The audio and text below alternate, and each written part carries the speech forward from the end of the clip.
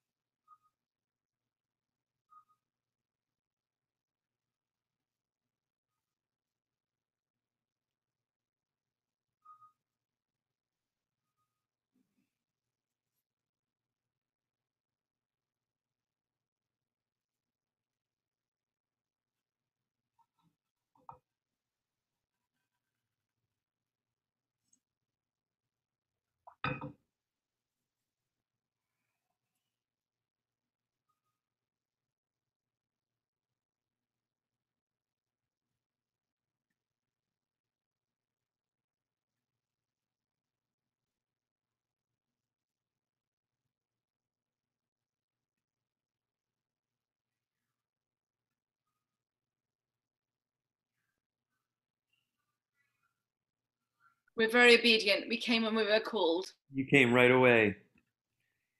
Almost everybody else is back.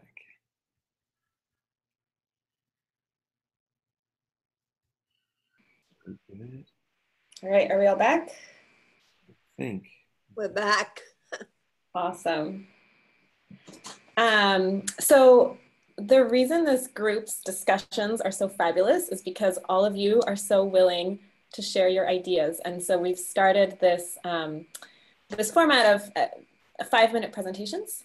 And I will gently nudge you when you have a minute left, just so that we can keep things brief. And then we'll have a discussion based on the things that were shared and any other questions or things you want to throw into the discussion. And so I want to say thank you to Anita and Mary, who have offered to present today. And Anita, we'll start with you, and then we'll go to Mary, and we'll just do those back to back. So Anita, the floor is yours. Make sure you unmute. Can you unmute, Anita? That's a good start, isn't it? So it's lovely to see you all here. So I'm based in UK, and I teach with Mary at the Guildhall School of Music and Drama in London, which is a music conservatoire. And we work with, and also Kay, who's on screen here today. And we teach Doubt-Crow's Eurythmics to children from age 4 to 11. But during the rest of the week, I am teaching in a number of state schools. I particularly specialise in early years work, and I do music groups for parents and small children, and I run a community choir. So what I thought I would do first of all is I'm just going to show you some of the spaces that I'm working in at the moment in my schools, and then I'm going to teach you 2 of the exercises, or run through 2 of the exercises I've used this week in my first few days back at school, because we come back in the UK about September the 4th, we come back to school then, so we've only been back a really few days.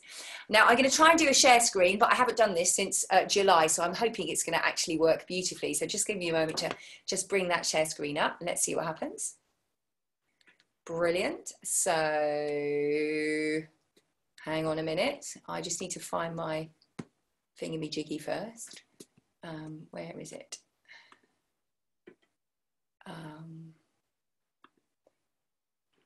Oh, it's all closed down, which is not what I needed it to do. Hang on a minute, it's automatically closed itself, so that's not helpful.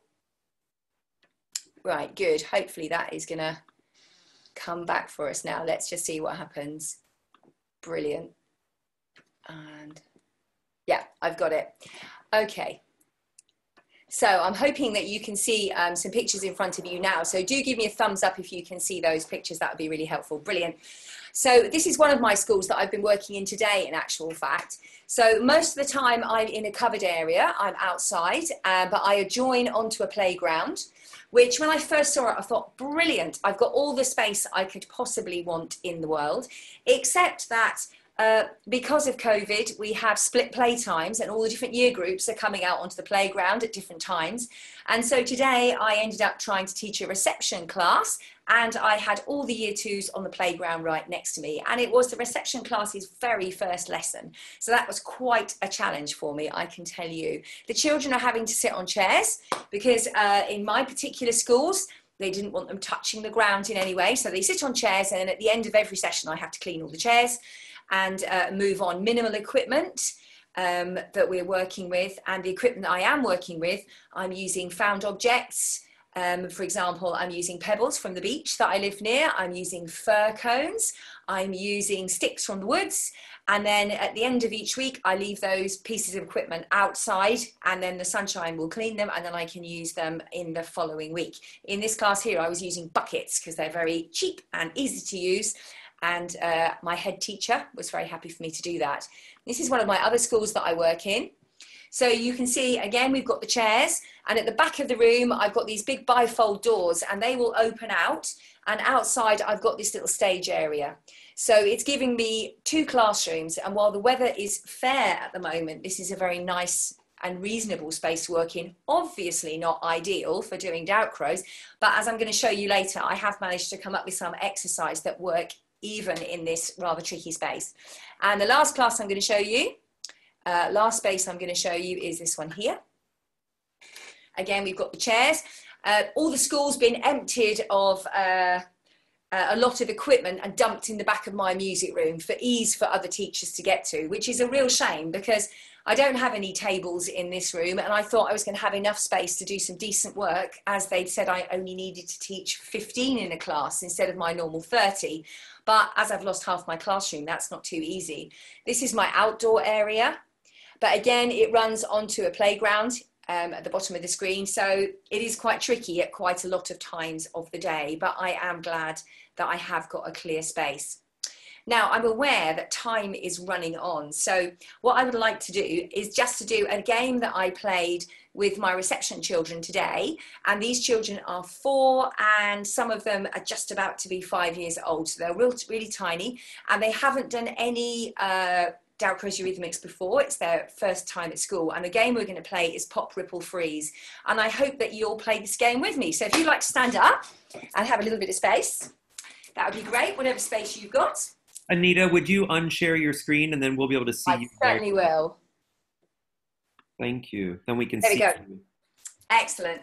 So I've got a drum with me, and what I'm going to do is I'm going to make this sound on my drum. I hope you can hear that sound. And when I make that sound, what I'd like you to do is just run on the spot lightly on your toes. Can you do that? And it's going to get a bit louder. What are you going to do?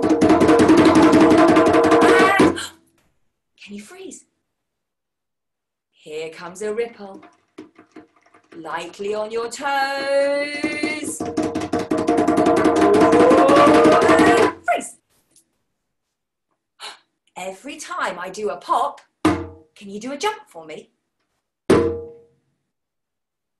What do you think you've got to do if I do this? 2 jumps.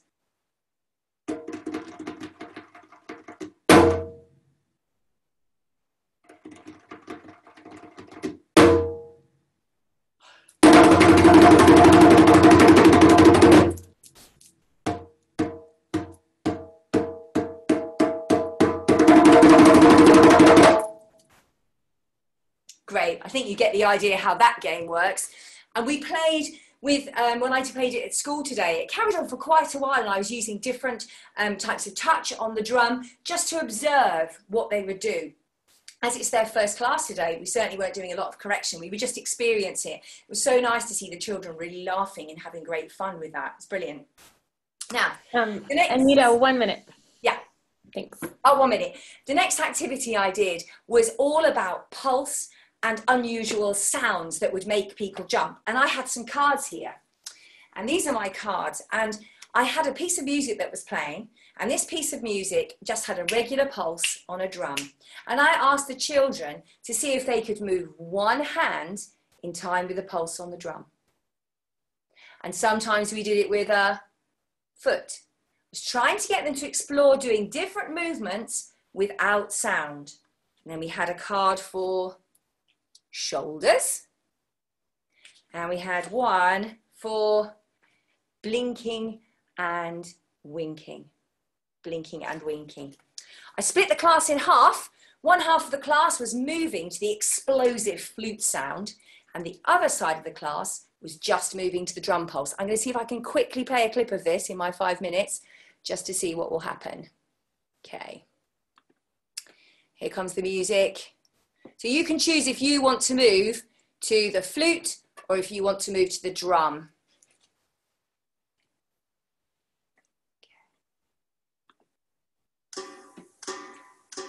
Can you move your hand?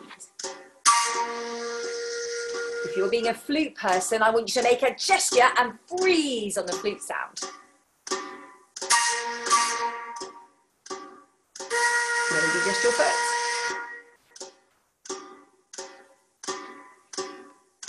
Maybe your eyes. Brilliant. Well done.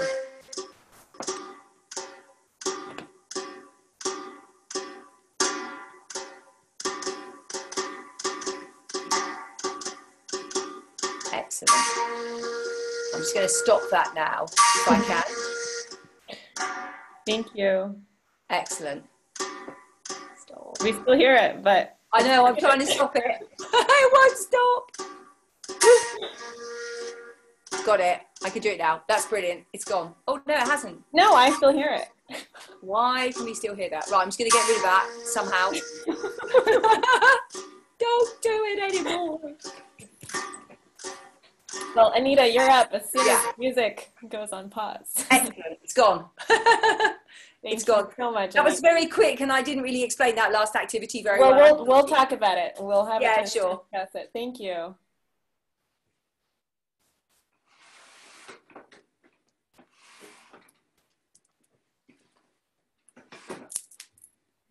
So, Mary, I think you're up whenever you're ready. We can't hear you. Hi, brilliant. Right, I'm gonna put some words in.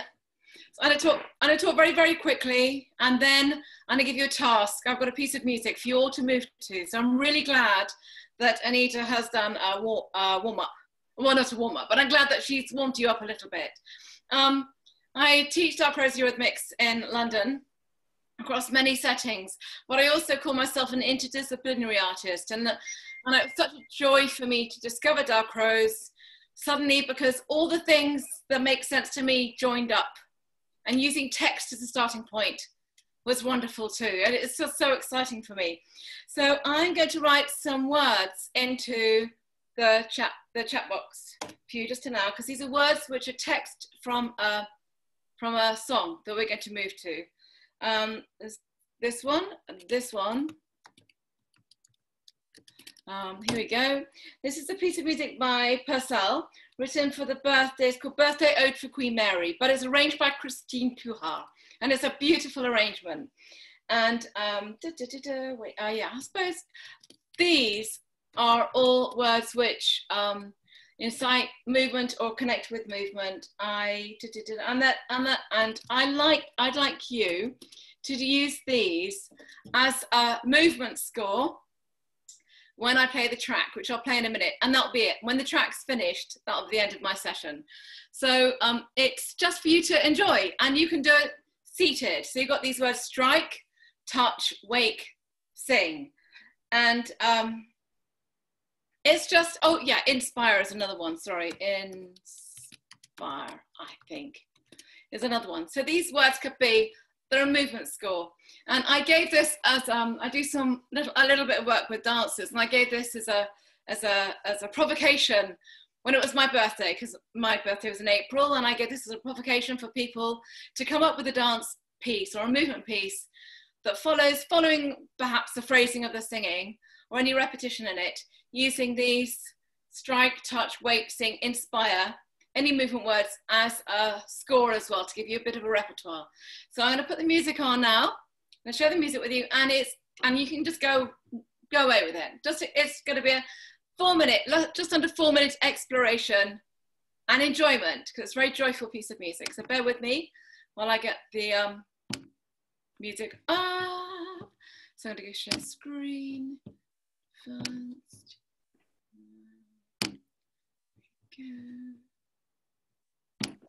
Here we go. And here it comes. And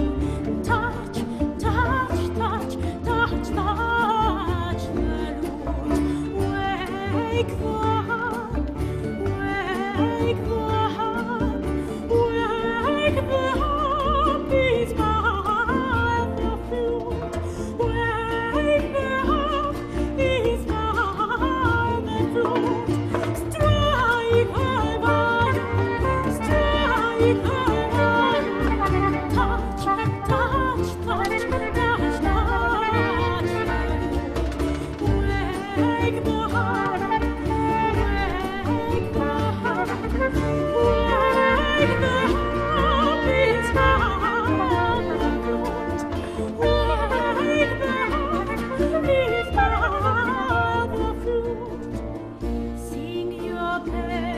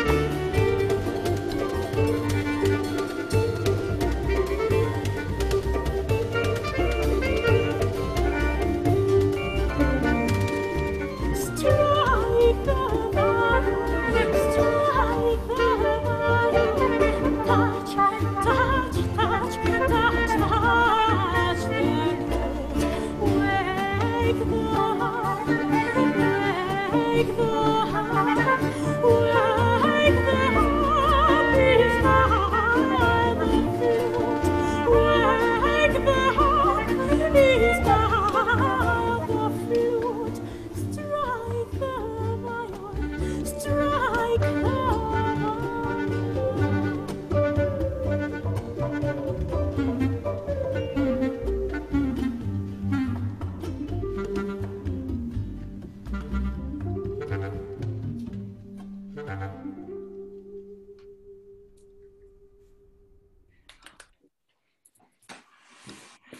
Thank you. That was fabulous.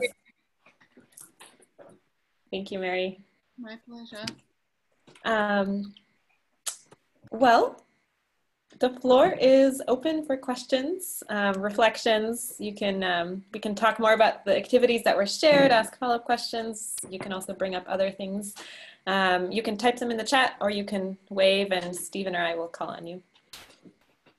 I'll just start by saying what great energy from the two of you. Anita and Mary Price, both of you, it was such a joy to watch you work. I want to come and join your classes for sure. I have to find my ticket to England soon. Well, you can do it now via Zoom, right? I know. You know, what did you call your drum exercise? I thought you had 3 words. Yeah, so it was pop, ripple, and freeze. Oh, and freeze. I couldn't think of what Freeze. the third thing was. Very nice. Because I think with the very young children, it's really hard for them to stop moving. Sure. Once you get going, you get very, very excited, like the jumping beans, and actually to be able to wait is great. And so when I do that exercise, initially, the freezes are very, very short. And then as the exercise gets longer, the wait gets longer. Very And nice. also, when I start off doing it, I always start with the drum playing really quite loudly, just to get them energized at the start, because they can't resist it. They can't resist it. But then as the exercise goes on, the drumming gets quieter and maybe a bit slower. And without saying anything, they do start to respond and slow down the way they're running. And then we get them to go much faster again. And so it's a very joyful and very simple exercise for them to understand immediately what they need to do to it. Very good. And I'll just point out that the joy there is maybe a little bit in the exercise, but it's so much in the teacher. And so the way that you are leading and the bringing us in, I mean, that to me really feels like that's where the joy is coming from. And so I so appreciate just your energy and the way that you're delivering, and are so obviously passionate about the way that you're introducing these young ones. I can think of all kinds of things that could be sort of a next step. Do you have ideas off the top of your head of, so you do that a time or 5, you know, we have a number of days where you play that game, then do you have any standard things that you think, oh, I do this before I do the next thing, which would be maybe this next thing? Like what sorts of things are next or could be next? I think what I'm doing all the time, I'm scanning the classroom to see what the children are doing. And you usually find that someone else has brought another movement in, another movement. And you think, right, what sound could we have to go with that? So a case in point today would be that there was someone in my class, and what they were doing with their foot, if you imagine it's their foot, they started to just slide their foot around. So I looked at them, I didn't even know their name yet, and then immediately I just took the drum skin and just started to make this move. What could you do with your foot? And then they start to do that. And then you just, all the time, you're watching for their input. You don't want to completely own the class all the time. You want them to feel that their ideas are valued right from the very beginning.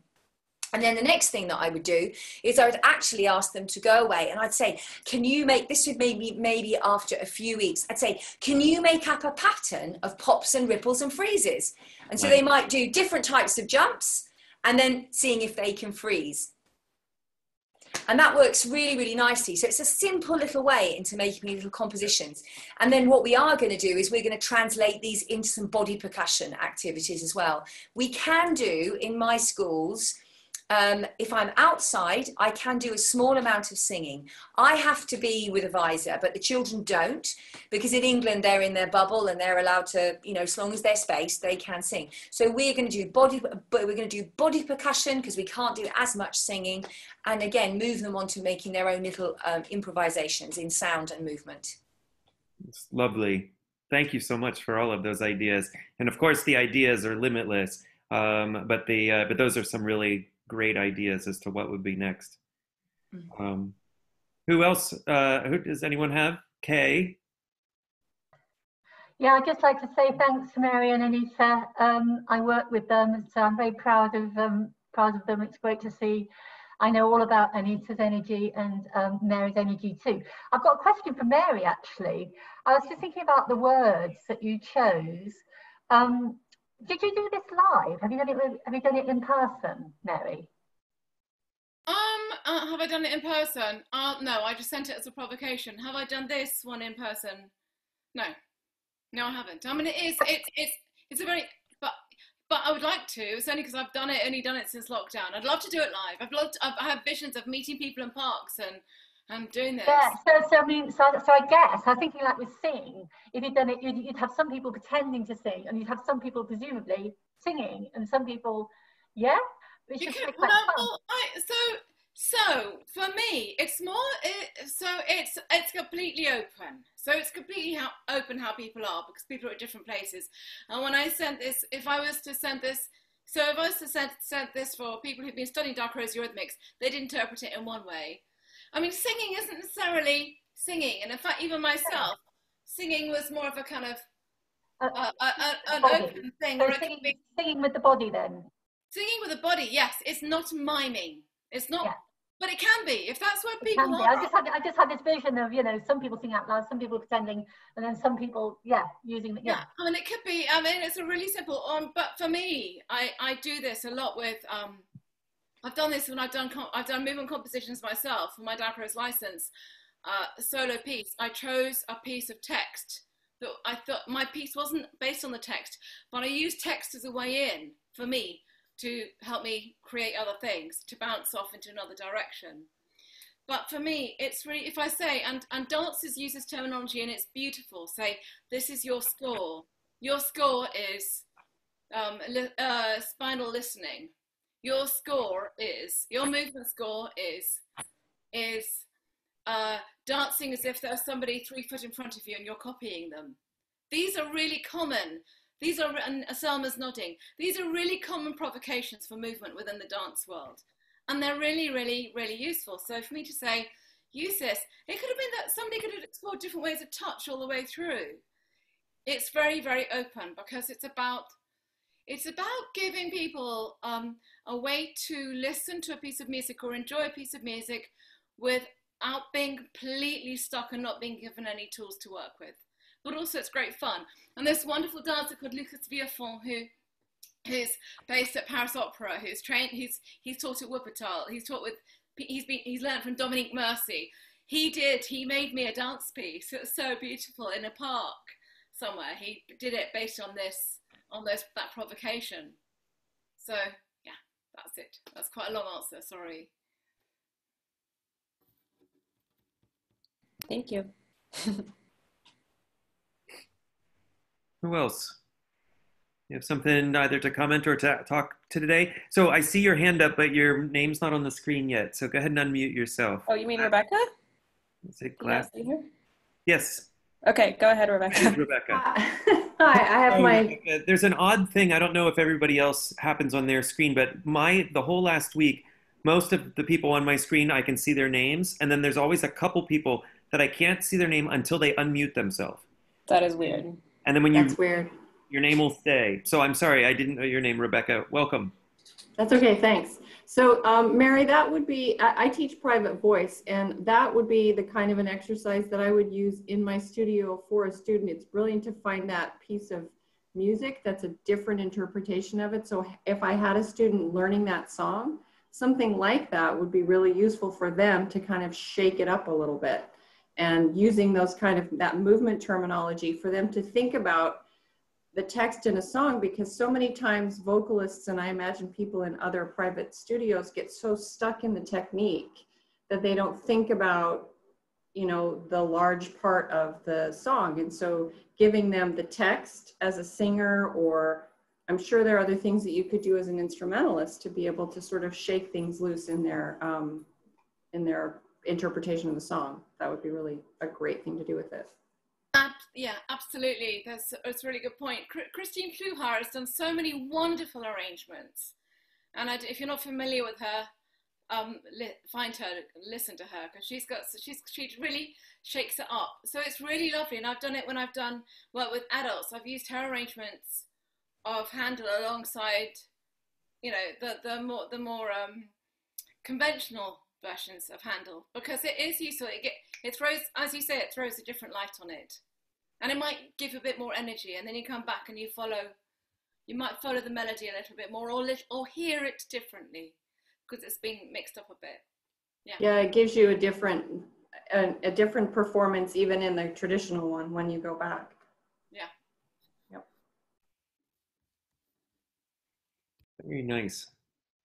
Well, how's everybody's week, new weeks back to school been going? What's happening in your spaces? What are you doing, Adriana? I am very excited because I teach at Longy in person, eurythmics and improvisation for the undergrads and grad students. And the school is empty. I am on the stage. The students are where the chairs are.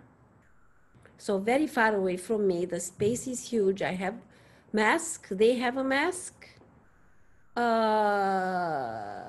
And for my biggest surprise, it's going even better because they don't chat with each other. They are not busy with the shoes, with the phone, with the whatever. They have no other things to do, just focus on what we do in the class. And it's working very well. However, I have in eurythmics class, I have 5 students, it's a big class, like 18 students, 5 students on Zoom. I can't do that. We tried, it's not working. So for the Zoom people, I offer another day and another time. They're in China. So like 8 o'clock p.m. for me, 8 o'clock in the morning for them. Right. I do a separate Zoom class. I'm not paid for this, but it's really not about that. It's about they have to get what they're supposed to get. Yep. Yeah, I'm also teaching in that hybrid mode where I have live And in the room, or we're actually attempting outdoor classes. So we're doing outdoor. I've got students in the field, and then I have a handful of students on a screen trying to participate, through their monitors. And we're just getting started in it all. So we'll see how it goes so far. I mean, given the fact that most of the students who are on Zoom are not English speakers, for them it's even more confusing. Because if I'm at the piano and they look at the other students, they don't hear me, they don't hear the piano, or they see me and hear me, don't do the class. So it's too confusing. If I would have 3 cameras and I don't know how many mics, would be different. But in this, Yeah. I decided. Sorry. It's okay. For my outdoor classroom, I have a lavalier microphone. I have 2 cameras that I toggle between, one when I'm sitting at the piano and one that shows the field. And I can get up and move around and they can still hear me. But we had to work very hard to figure out how to get my microphone to both be heard by the students in the field and to get into the computer into Zoom. That was not easy. Yeah. So yeah, if I would be, as I said, technically differently, I would do it. But I decided for right now, I'm just offering another class on Zoom. And in reality, it is my job to make sure that they get what they have to get, but it's my learning experience. Right. Oh, it's a lot. We're all definitely learning some new things here. How about anybody else? Any other different age groups? Or Veronica? So I am teaching in person at my school. It's a K-8 school, and we are with masks and staying 6 feet apart. And we're not allowed to sing indoors. And so that, for the younger kids especially, has been a huge change for me, because I never knew until this moment how much I use singing to give directions and to give kids something to do and to organize them and to let them be creative with inventing new words. And I think it's hard for kids who aren't that experienced musicians to connect with just instrumental music. And, you know, I'm a flutist and I love to use the flute for the like power of projection, but now I can't play the flute indoors either. So I'm on the piano, which is not my main instrument. And there's no tuners that are coming. So it's an out of tune piano and it's my job to find the tuner because everyone else is swamped, right? So it's just like, I tried to play the hand drum and I realized that I have like very little skills beyond like kindergarten, like strong and gentle. And so, Anita, I was really inspired by your drum playing. And a question that I want to throw out to all of you and maybe get some ideas is, any tips for playing the drums in a more interesting and musical way to lead a class? And other ways to involve the kids in participating in making music when we can't sing. Anita. Yeah. Anita, you muted yourself. Try again. Yeah. I think the trick is to find a drum that suits you. So a djembe drum isn't really, although you can get a lot of different tones on it, and unless you're going to stand and hold it between your knees, it's not great. However, if you can get a good baran, you can hold it in your hand on the crosspiece, and you can use your hand with quite a lot of subtlety on that drum, and you can walk as you're playing, which I find to be really, really useful thing, because you can then engage your whole body, can't you? So I think the trick is to find the right drum. And if you know, it's often a lot easier to use a hand than to try and use a stick. You know, you can get in a pickle with a stick. Oh, a pickle with a stick. I like that. Yeah. But I think what you want to do is just go down the music store if you can and just find a drum you like. And that'll transform you. Yeah. What? Thank you. One of the things that I used to use when I was working with children were found objects. So anything in the room, if you're working in contact, makes a sound. So a waste paper basket turned upside down is a sound. I gave my students each a piece of tin foil and to see what they could do with it when we were making rhythmic communication with each other, slapping on the back of a chair, stomping your foot. It doesn't necessarily, I don't think, need to be as organized as everybody having a drum, because it's more interesting and inventive for the kids when there are found objects, keys, jiggling, and pencils on a desk, or, I mean, you don't want to destroy the room, but you'd be surprised how rhythmically inventive kids can be with simple found objects. Very nice. Thank you, Dory. There was well, I see, Anita, you have another comment, and then we should get to Joy's question. So go ahead. And Kay also had something to say. Just very quickly, yesterday I was working with parents and their very young children, and in the classes that they used to come to me, we used a lot of props and objects.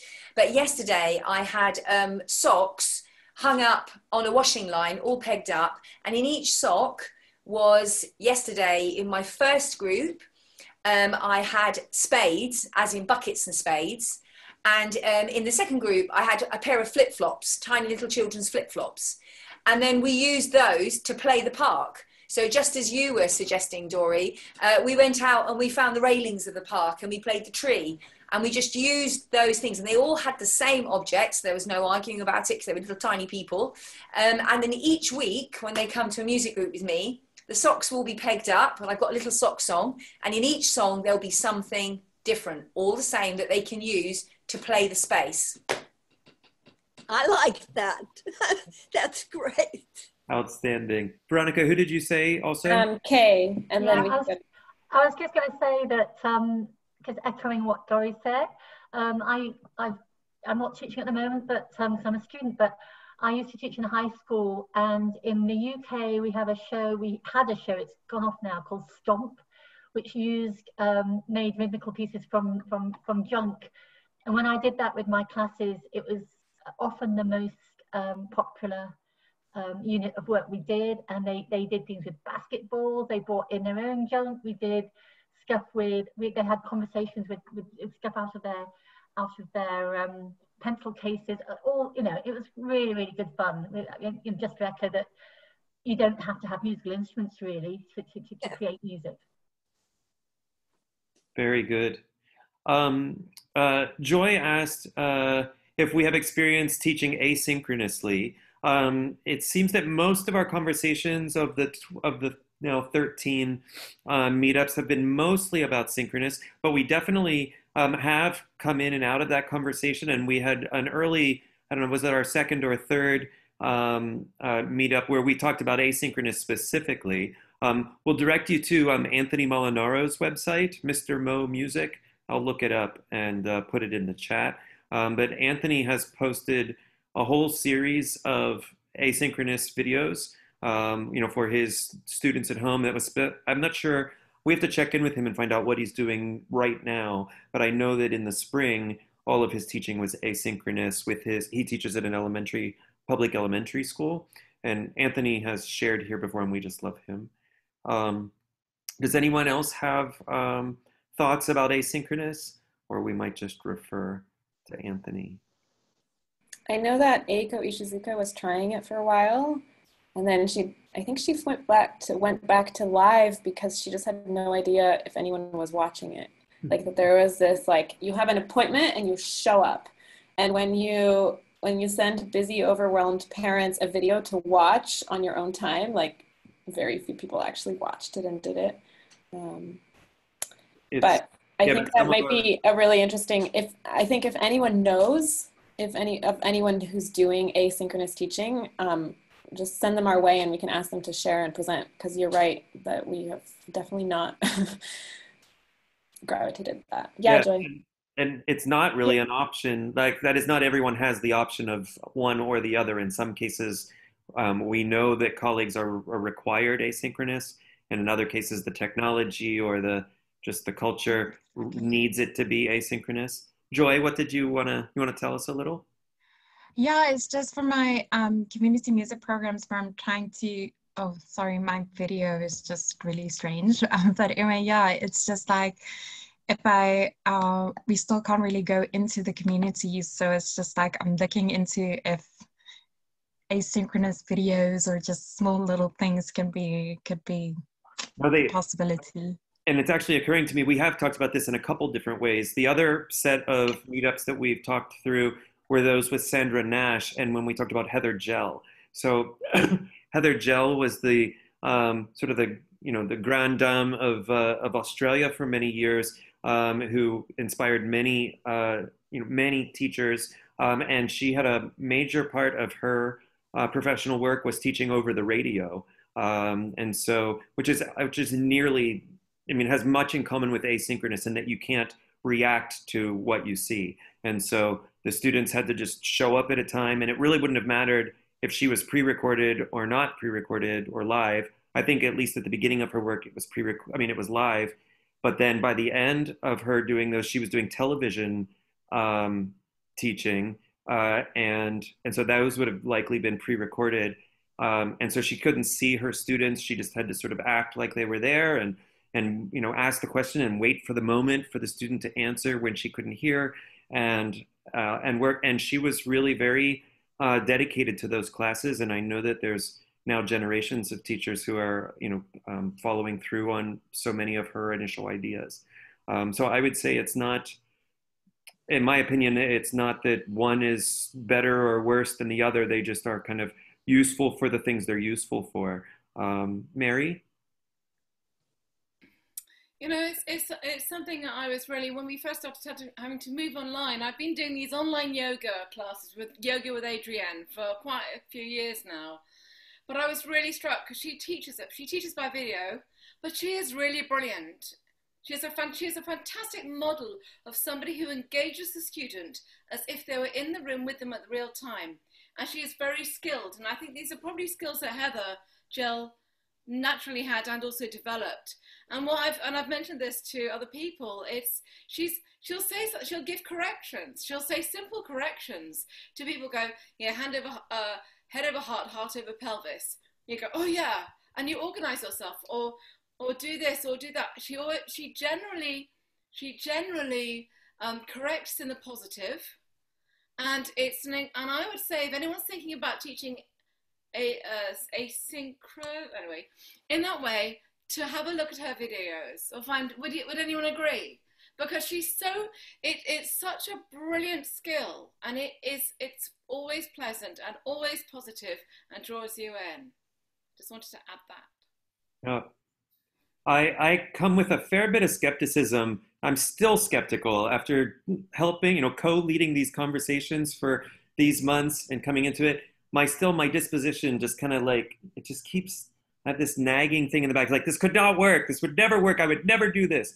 And then I have to admit, every time I get back into the Zoom classroom, the students are so much more receptive and flexible and willing than I ever think they're going to be. We just finished my first week back at the university last week, where I met 60 new students and I had 40 returning students, and I was really worried about working with my new ones, the freshmen, because I just thought, how could you possibly introduce our work, our Dalcroze work, over Zoom? Like, the introduction, I just really worried me. And man, they just took it up. They were just willing to do whatever I asked them to do. And it was more about me getting over myself than about them. Only to say that I think whether it's synchronous or asynchronous, the students are resilient.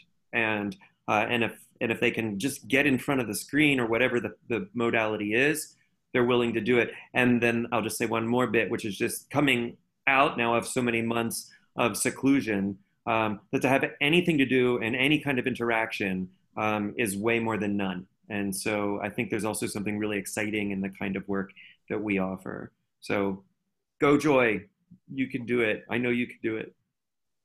Mary? I'm back at school teaching. I teach generally in three different places. One is at the Guildhall, which we're still doing with Kay and Anita, and we're still going to be online for the whole of this term. One of them is school they've had Dalcroze there for 50 years, over 50 years, I think, and I go on a Friday morning, and I was able to teach in a studio, a big space with children. I was so emotional. These are reception children. And then in my prep school, which is 2.5 days a week, I'm teaching in a small room. I can sing inside with them, but it's very difficult because I'm constantly getting different mixed messages from everybody, and the room is just too small. If a room is too small for all the children to lie on the floor and do angel things, then the room is too small for the class, in my opinion. But that is what I have, and as Drusilla, she's another Dalcroze teacher in the UK, is we follow the rules until we don't have to, and I have to keep reminding myself that. No, very good. We're getting close to the end of time. Kay had asked, I mentioned my teaching outdoors and microphones and such, and Kay asked just what it was that I was doing. So I'll very quickly tell you, and then if anybody wants like real details, just send me an email and I'll send you back as much as I can. The situation that I'm experimenting with this week for our first couple classes of this week is we're trying to teach outdoors, what I'm calling in the field. And the problem in my experience with Dalcroze outside has been that while we love the open space, I hate the acoustics. Unless I was in the most proper amphitheater where there's actual acoustical attention, I found it almost unbearable. Like it just seems utterly failing to try to get the sense of intimacy of chamber music in the outdoors. And so in the past, there's only been kind of two options. You can either holler, and so you end up hoarse and it just never quite worked, or you can amplify to like rock concert standards, which is a really different aesthetic to, again, what we are accustomed to or what we sort of thrive on in the studio, where we can play pianissimos that are not only heard but felt. And it's in those sort of vibrations that are felt where I believe so much of the strength of this work, you know, comes from.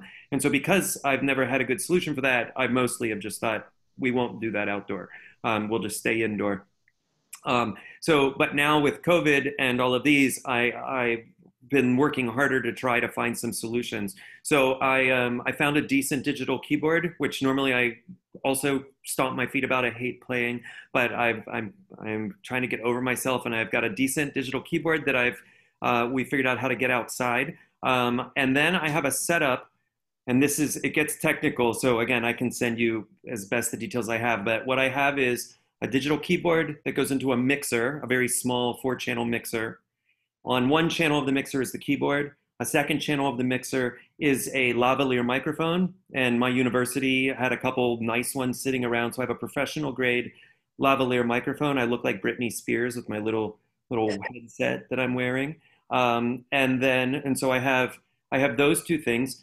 They go into the mixer. The mixer then sends it one line into my computer, which pumps into Zoom, because I'm hybrid teaching like Adriana. And so I have some students not in the field, they're at home on Zoom. And so they get the feed of me talking and playing the digital piano through Zoom. And then I have a second line out that goes to an FM transmitter, and all of my students in the field have little FM receivers, little radios, and they tune in my personal radio station. And that's how we dealt with the acoustics. So and nothing is amplified. So the people walking by the field can't hear anything. It's silent. And so you have to have the headphones, and you have to be tuned to the correct radio station to be able to hear me. And so in that case, I can whisper into their ear, and they hear it very clearly. And the technology was actually not that expensive. The only part that was expensive is I have 100 students, and my head of school wanted everyone to have their own receiver. But we had a plan to share 20 receivers, because I don't normally have more than 18 or 20 in a class, and that could have worked as well. And so, we've done a couple tests that were very successful. We had a first day of class today that was an utter failure, but we're going to be back at it tomorrow, and I think we have it now worked out. And so next meetup, I can tell you more and maybe show you some pictures. But those are the yes, I want to see pictures. Yeah, that's what we're playing with. So it's tricky because there's 2 lines out. If it wasn't hybrid, if I didn't have to get to Zoom and live, it wouldn't have been very easy. But the trick that I needed technical assistance with was, how do I get 2 lines out and have Zoom recognize one and have the FM radio transmitter recognize the other? So do you also have headphones so that you get your own monitor? Yeah, exactly. You have a 3rd line out to your own headphones. Yeah, and that's also part of it. It's not perfectly ideal. Right now, my monitor is that I am also wearing a radio. And so I just hear my own broadcast. Is it delayed, or is it exactly in time? No, the FM is no noticeable delay in FM, which was what made it useful for the field. Well, unlike Zoom, because there was another solution where they all could just have their phone and play the Zoom on their phone, but then we're back to delay, and then it's dumb. You know, it's right. It's not worth it. Rebecca? Is the FM radio only local? Yes. Yeah, and it just depends on how fancy a transmitter you get. They have different wattages, and there's some level in the States where if you broadcast farther than, if you have a more wattage, there's a limit on watts. And so as long as you stay below whatever the limit is, then anybody can set up their own pop-up FM radio station. It just isn't allowed to be too big. And then there's a level where it gets too big, and then you have to have clearance by the government, the FCC. But as long as you stay within it. And so my little, and it's a teeny little battery powered thing. I mean, it's really small. It'll broadcast about a full city block, but it won't broadcast to the other side of the city. And so it's plenty big for a large field, like a soccer field or something. It'll easily fill up that whole space. And I required my students to bring their own headphones, even though I have, when we bought the receivers, they came with earbuds. But I wanted the students to value it a little more, and I wanted them to have better audio than these little cheap earbuds would would provide. So they all bringing their fanciest headphones they can afford that have to be wired. They have to plug in. So I can give you more details of that if you want. But. Yes, thank you. So we're about at time. We hate to run over. So I think I'm going to call it. It's 3:01. If anybody has more questions and want to stick around, I'm not going anywhere. I can. Veronica and I have words, so we'll be here for a little bit. So if you want to say hi, by all means. I'm going to stop the recording, but we'll say goodbye before I stop. Bye, everyone. And then we stop the recording.